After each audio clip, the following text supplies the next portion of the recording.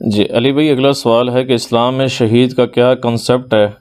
ہمارے ہاں جو بھی سیاسی قائد مارا جائے یا کوئی روڈ ایکسیڈنٹ میں ہلاک ہو جائے یا فوج کی طرف سے لڑتا ہوا مر جائے، بلکہ فوجیوں کے خلاف لڑتے ہوئے قتل ہو جائیں، سب کے سب لوگ ہی کسی نہ کسی کے نزدیک شہید شمار ہوتے ہیں، اور وہی افراد کسی دوسرے طبقے کے ہاں ملک و دشمن، باغی، غدار وغیرہ وغیرہ بھی شمار کیے جاتے ہیں۔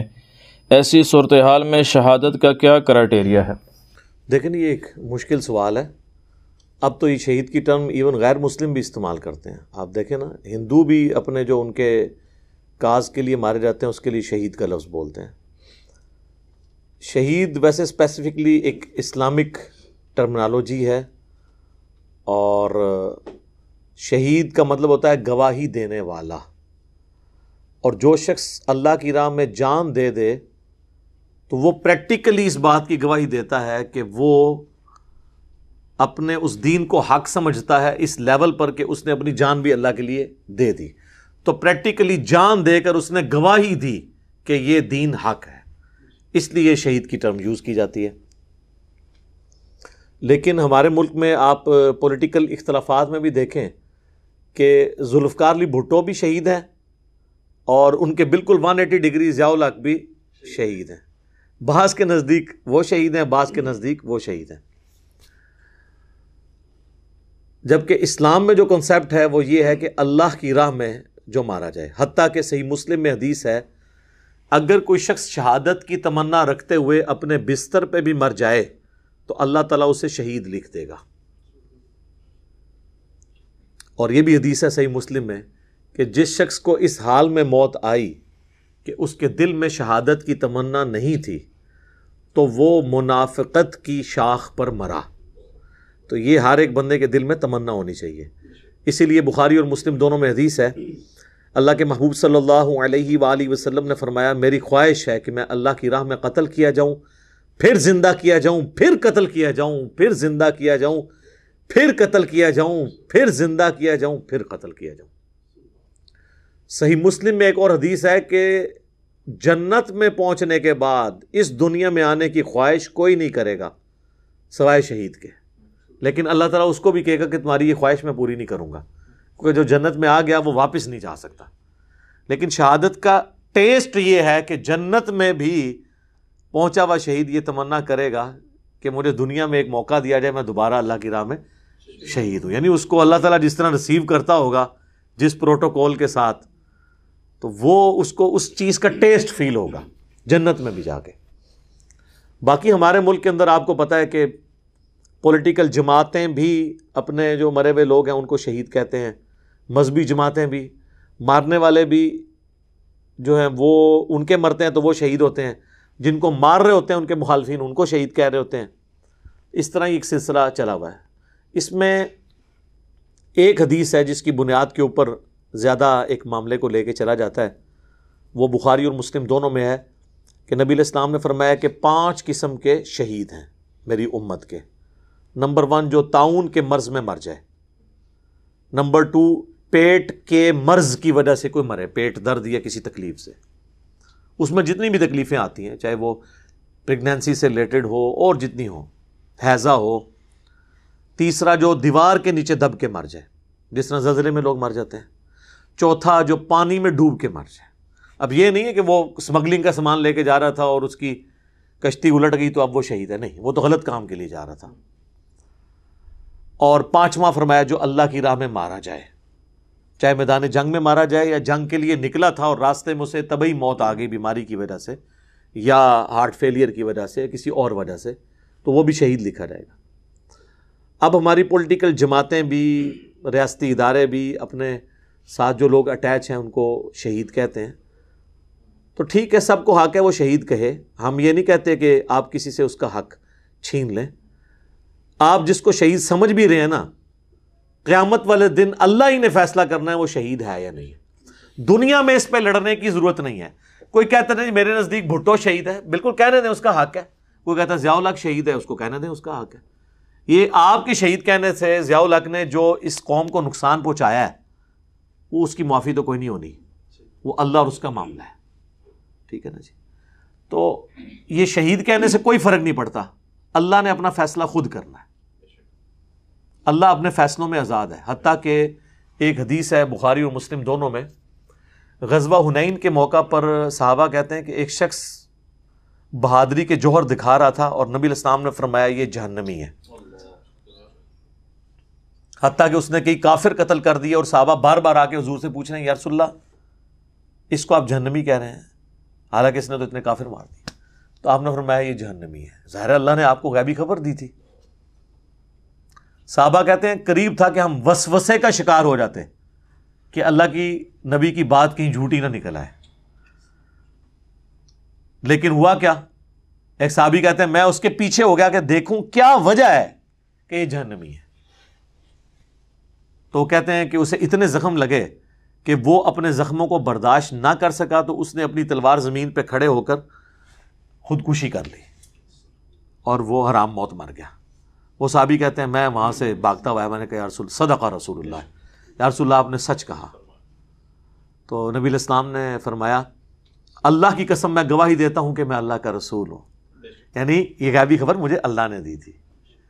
اور پھر فرمایا کہ اٹھ کے اعلان کر دو اے بلال کہ آخرت کا دار و مدار خاتمے کے اوپر ہے، کسی کا خاتمہ کیا ہو رہا ہے۔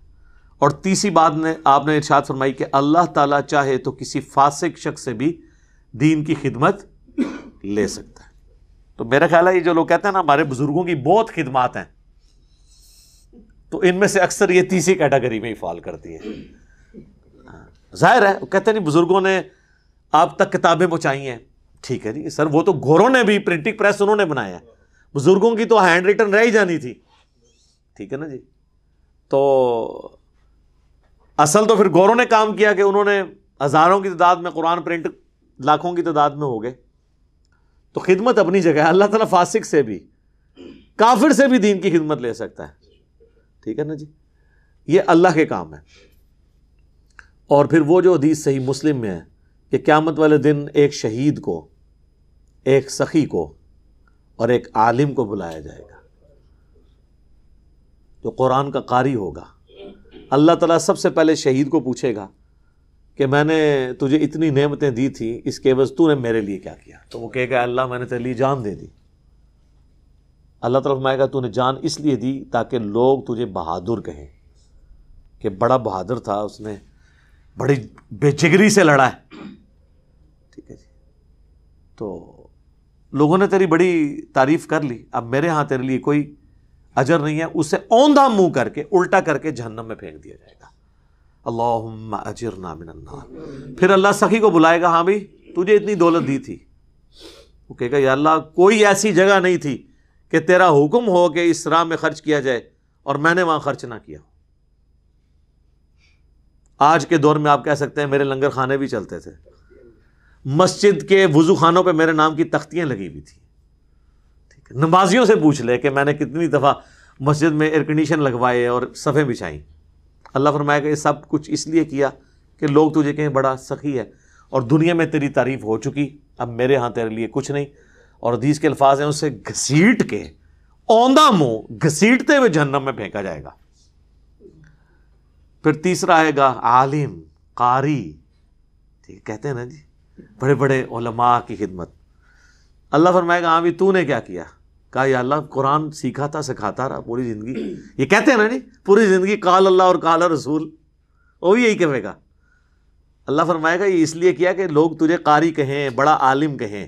اور ہوتا ہے آپ دیکھیں ان کے اشتہارات میں اگر ان کے ساتھ پروٹوکول نہ لکھا ہو یا نام چھوٹا رہ جائے یا نمایاں جگہ سے تھوڑا دائیں یا بائیں ہو جائے، یہ جناب اتنے غصے میں آتے ہیں اشتہار پھاڑ دیتے ہیں، وہ کہتے ہیں نیا چھپوائیں، دعوت نامہ نیا چھپوائیں ورنہ میں نے آنا ہی نہیں ہے۔ تو اللہ تعالیٰ فرمائے گا دنیا میں تیری تعریف ہو گئی، اب میرے ہاں کوئی اجر نہیں، تو اجر لے چکا ہے، تو نے اسی کے لیے کیا تھا نا، اجر تجھے مل گیا۔ اسے بھی اوندھا منہ کر کے جہنم میں پھینک دیا جائے گا۔ تو یہاں پہ بھی پہلے نمبر پہ شہید کا ذکر ہے، لہٰذا یہ شہید کا معاملہ اتنا آسان نہیں ہے، اور یہ اس سے بھی زیادہ خطرناک بات بخاری مسلم دونوں میں حدیث ہے۔ نبی علیہ السلام کا ایک غلام تھا مدعم، جو آپ کا سواری کا کجاوا کسا کرتا تھا۔ غزوہ خیبر کے موقع پر ایک نامعلوم تیر اسے لگا اور وہ شہید ہو گیا۔ صحابہ نے کہا کہ یہ سیدھا جنتی ہے. ظاہر ہے حضور کا خدمت گزار ہو، اس سے بڑی کیا سعادت ہو سکتی ہے. نبی علیہ السلام فرمایا تم اسے جنت کی بشارت دے رہے ہو، اور مجھے اللہ نے دکھایا ہے کہ ایک چادر اس نے جو مال غنیمت سے چوری کی تھی وہ آگ کی اس پہ ڈال دی گئی ہے. جب صحابہ نے یہ بات سنی تو کسی نے اگر ایک چھوٹی سی رسی بھی اٹھائی تھی نا، یہ سمجھ کے کہ مال غنیمت میں اس کی کیا اہمیت ہے، وہ اپنے گھر گیا اور وہ رسی بھی لا کے مال غنیمت میں واپس جمع کروائی. حضور کی اجازت کے بغیر یہ میں اٹھا کے لے گیا تھا. تو سر وہ تو صحابی بھی تھا، حضور کا خدمت گزار بھی تھا، شہید بھی ہو گیا. صحابہ نے بھی اسے شہید کہہ دیا. آپ تو کہہ رہے ہیں نا کہ میرا اور آپ کا شہید کہنا، یا کسی قوم کا یا کسی ادارے کا یا کسی جماعت کا شہید کہنا، جس کو صحابہ شہید کہہ رہے ہوں. آج بھی اگر اللہ کے نبی دنیا میں موجود ہوں تو غیبی خبروں کا سلسلہ آئے تو پتہ چل جائے کہ کس کس کے کون کون سے شہید ہیں، اور ان کے سارے کرتوت کھل جائیں. اور انہوں نے جو اپنی زندگی میں گل کھلائے ہوتے ہیں، بعض اوقات تو ایسے لوگ بھی مرے ہیں جو اپنے کرتوتوں کی وجہ سے مارے گئے ہیں اور وہ شہید ہیں. یعنی مجھے نام نہیں لیتا، مجھے کئی علماء کے بارے میں بھی پتہ ہے کہ ان کو کیوں مارا گیا ہے. ان کی حرکتیں ایسی تھیں، لوگوں نے دشمنی میں ان کو مار دیا. اور لوگ ان کے ماننے والوں کو بھی پتہ ہے، ان کے پوسٹ مارٹم نہیں کرواتے وہ کہ یہ پکڑے نہ جائیں کہ یہ کیا کر رہے تھے اس وقت. تو پھر لوگ شہید کہنا چھوڑ دیں گے. تو دنیا میں کسی کو شہید کہنے سے کوئی فرق نہیں پڑتا. نہ اس پہ جھگڑنا چاہیے کہ جی میرے نزدیک چونکہ فلاں شہید نہیں ہے، آپ کسی دوسرے کو رائٹ نہیں شہید کہنے کا، کہنے دیں. جو جس کو شہید کہنا چاہتا ہے کہے، جی بھر کے کہے، چونکہ اس سے فرق کوئی نہیں پڑنا، چاہے وہ اوریجنل تھا یا 2 نمبر شہید تھا، اس سے فرق نہیں پڑنا. جب فرق پڑنا نہیں ہے تو سر آپ کو کیا تکلیف ہے کہ آپ کسی کے ساتھ لڑیں؟ آپ کی کراچی کی ایک دہشت گرد تنظیم کئی سالوں تک کتنے مسلمانوں کو قتل کرتی رہی ہے، وہ شہید نہیں تھے. اور جب ان دہشت گردوں کو قتل کیا گیا، ان کے ماننے والے کہتے ہیں یہ ہمارے شہداء ہیں. تو یہ ایک عجیب و غریب معاملات ہیں جو چل رہے ہیں. شہید کی ڈیفینیشن اللہ کے ہاں کون شہید ہے یہ اللہ کو پتہ ہے. اگر نبی علیہ السلام کے مبارک دور میں جب وحی کا سلسلہ رکا نہیں تھا، اس وقت بھی لوگوں کو کنفرم نہیں ہوتا تھا جب تک کہ اللہ کے نبی بتا نہ دیں کہ کون شہید ہے یا نہیں ہے. تو آج کون کنفرم کر سکتا ہے؟ لیکن آج چونکہ ایک مسلمان ہے جب مر جاتا ہے روڈ ایکسیڈنٹ میں، زلزلے کے اندر، بم بلاسٹ کے اندر، بارڈر پہ لڑتا ہوا، ٹھیک ہے آپ اسے شہید ہی کہیں، حکمی شہید، پانی میں ڈوب کے مر جائے حکمن شہید ہے. باقی اس کی یہ شہادت قبول ہے یا نہیں یہ اللہ کو پتہ ہے. آپ کو پتہ ہے جو 8 اکتوبر 2005 کا زلزلہ تھا، پاکستان کی ہسٹری کا سب سے بڑا زلزلہ، ساری کر کے ہم لوگ سوئے ہوئے تھے، مجھے یاد ہے ابھی بھی، آنکھ کھل گئی تھی. اور حالانکہ یہ جیلم شہر اسلام آباد سے ایٹ لیسٹ 1.5-2 گھنٹے کی مسافت پہ ہے، زیادہ تباہی تو وہاں ہوئی تھی یا اس سے بھی پرے آپ شمالی علاقہ جات میں چلے جائیں. لیکن مجھے یاد ہے کہ گھر ہمارا اس طرح ہل رہا تھا کہ ہم سب لوگ کلمہ پڑھ رہے تھے کہ آج نہیں بچنا. میرا تو اوپر والا فرسٹ فلور والا پورشن ہے، تو مجھے ابھی بھی وہ منظر نہیں بھولتا. میں اور میری وائف جو ہے وہ دروازے کی وہ جو ہوتی ہے نا چگاٹ، اس کے نیچے آ کے کھڑے ہو گئے. زلزلے میں سب سے سیف جگہ وہی ہوتی ہے کیونکہ وہ اس پر لنٹر ڈلا ہوتا ہے، اگر چھت وغیرہ گرے بھی سب سے محفوظ جگہ وہی ہے جس کے اوپر آپ کا کوئی بیم گزر رہا ہو. بھل یہ بھی اس وقت ہی ہے جب اللہ نے بچانا ہو، ادروائز تو کچھ نہیں ہے. تو 1.5 لاکھ لوگ مر گئے تھے اس زلزلے میں، شہید ہو گئے، دیوار کے نیچے دب کے مرے. کئی لوگ تھے جو روزہ رکھ کے سو ہی گئے. لیکن اسلام آباد میں آپ کو پتا ایک ٹاور گرا تھا جو کہ اماج گاہ تھا برائی کا، اور وہاں سے لاشیں ایسی ملی لوگوں نے دیکھی جو برائی کے اندر مبتلا تھے. اب وہ بھی اس دیوار کے نیچے دب کے ہی مرے ہیں نا، حکمن وہ بھی شہید ہیں، لیکن کیا کرتے ہوئے شہید ہوئے وہ. تو بات یہ کہ یہ آپ اس کو آپ اس طرح بھی سمجھیں کہ جس طرح یوں کرنے سے کوئی شہید نہیں ہوتا نا، اس طریقے سے کوئی لیبل لگا لے داڑھی کا، پگڑی کا، اور کرتوت اس کے اندر سے شیطانوں والے ہوں، شکلیں اس کی بزرگوں والی ہوں، تو دنیا میں تو نورانی شکل ہی ہے سر. تو آپ اسے کہتے ہیں بے شک کہیں گے بہت نورانی شکل ہے. سر ہم آپ کے ساتھ ہیں, شکل نورانی ہے, لیکن یہ نورانی شکل یہ فیصلہ نہیں کرے گی کہ آخرت میں اس کی مٹی پلید ہونی ہے یا نہیں ہونی. یہ کوئی نہیں فیصلہ کر سکتا. وہ آپ کہتے رہیں, بلکہ ادھر ہی نہیں کرتے. آپ ذرا طارق جمیل صاحب کے بارے میں اہل حدیث سے پوچھ لیں, بریلویوں سے پوچھ لیں کہ جی کتنا نورانی چہرہ ہے, تو پھر آپ کو وہ 3-4 جو دیں گے نا لمبی لمبی, تو پھر آپ کو پتہ چل جائے گا. اور اس طریقے سے الیاس قادری صاحب کے بارے میں آپ دیوبندیوں سے پوچھ لیں, شیعہ سے پوچھ لیں, اہل حدیث سے پوچھ لیں کہ کتنا نورانی چہرہ ہے. جی 70 سال عمر ہے, ایک جھری بھی نہیں چہرے کے اوپر. ٹھیک ہے, داڑھی کالی کر لیں تو وہ 35-40 سال کے نظر آتے ہیں. نورانی چہرہ ہے, رنگت صاف ہے, سب کچھ ہے. ظاہر ہے وہ لیونگ سٹینڈرڈ پچھلے 30-40 سال سے ان کا 30 سال سے تو ایٹ لیسٹ بڑا اچھا ہے. ہاتھ بھی روئی کی طرح نرم ہو جاتے ہیں, پھر سب کچھ ہو جاتا ہے. نورانی ماحول میں رہیں گے سر. آپ دیکھیں سردیوں کے اندر آپ اپنے آپ کو آبزرو کریں, سردیوں میں آپ کے چہرے کی رنگت بہتر ہو جاتی ہے, گرمیوں میں تھوڑی سی کیوں؟ موسم بہتر ہو جاتا ہے. اس لیے جو سرد علاقوں کے لوگ ہیں ان کے رنگ بہت صاف ہیں, اور جو آپ گرم علاقوں کے لوگوں کی طرف جائیں گے نا تو آپ کو پکے رنگ نظر آئیں گے. آپ ادھر یہ جنوبی پنجاب چلے جائیں, لیکن ادھر آپ گلگت چلے جائیں تو آپ چہرے دیکھیں کتنے صاف ہیں. تو اسی طریقے سے جنہوں نے اپنے گھروں کو گلگت بنایا ہوا ہے, یعنی وہ ایئر کنڈیشن گاڑی سے ایئر کنڈیشن کمرے میں, باتھ روموں تک میں ایئر کنڈیشن لگائے ہوئے ہیں. سر ہمیں ایسے پیروں کے گھر بھی پتہ ہیں جنہوں نے باتھ روموں میں بھی لگائے ہوئے ہیں. تو سر وہ چہرہ تو خود بخود نورانی ہو جائے گا نا. اور جب شہید ہوں گے تو وہ شہادت کے بعد بھی چہرہ نورانی نظر آئے گا. اور پھر اتنے صاف ستھرے چہرے کو جب آپ غسل دے کے میت کو لٹایا ہوگا تو لوگ کہتے ہیں جی لگتا ہے کہ اُڑے اٹھ جان گے جس طرح بندہ ستا ہوتا ہے. تو جناب جب بندہ مرا ہوتا ہے نا اس وقت بھی اس کی وہی کیفیت ہوتی ہے جو ایک سوئے ہوئے بندے کی ہوتی ہے. چونکہ آپ نے ان لوگوں کو سوئی ہوئی حالت میں دیکھا نہیں ہوتا, اس لیے آپ کو یہ لگ رہا ہے کہ سوئے ہوئے ہیں. ٹھیک ہے, تو وہ سوئے بھی ہوتے ہیں لیکن ہمیشہ کے لیے. ہاں فرق چیک کر سکتے ہیں آپ. عام بندہ جب سویا ہوتا ہے نا تو اس کا جسم بو نہیں چھوڑتا, لیکن یہ جو سویا ہوا ہوگا نا اس کا جسم بو چھوڑ جائے گا 1-2 دن کے اندر. سردیاں ہوں گی تو شاید 1.5-2 دن اور لے لے, گرمیاں ہوں گی تو 1-2 دن میں ہی ساری بزرگی کھل جائے گی. ہاں جی. اور اگر سائبیریا میں ہو تو آپ بے شک قیامت تک اس کی لاش باہر رکھیں اوپن, وہ اسی طریقے سے ہی رہے گی, کچھ نہیں ہونا اس کو. ہاں جی. تو یہ سارا ایک ڈھکوسلے ہیں شہادت کے نام کے اوپر. لیکن اس کا رزلٹ میں یہ قطعاً نہیں نکالوں گا کہ آپ لوگوں کو شہید کہنا چھوڑ دیں.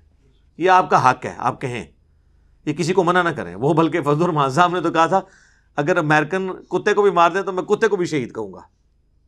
وہ تو اگلے لیول تک چلے گئے تھے. کتے کو آپ شہید نہ کہیں. انسان جو مرتا ہے کلمہ گو ہے, اہل قبلہ ہے, مسلمان ہے, اس کے لیے شہید کا لفظ بولیں.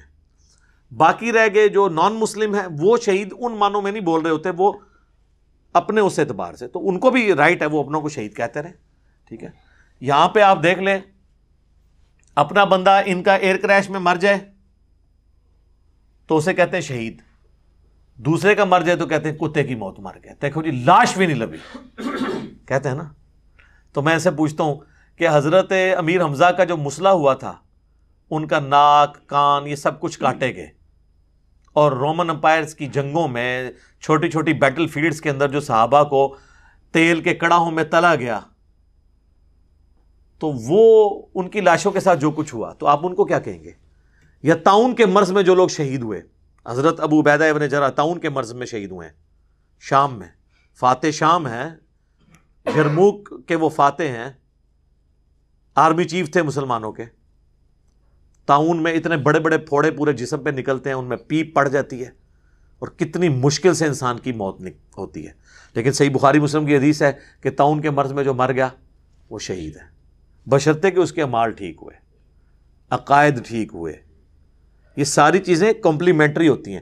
پک اینڈ چوز نہیں کرنا ہوتا اپنی مرضی کا کہ ایک جز لے لیں اور آپ کہہ دیں کہ جناب یہ سب کچھ ہو گیا. اس لیے میں نے اس حوالے سے کلیئر کر دیا, آپ شوق سے جسے کہنا کہیں, ہمیں کوئی اعتراض نہیں ہے, لیکن آخرت میں اللہ کے حضور وہی شہید ہوگا جو اللہ کے حضور شہید ہے. ٹھیک ہوگا جی.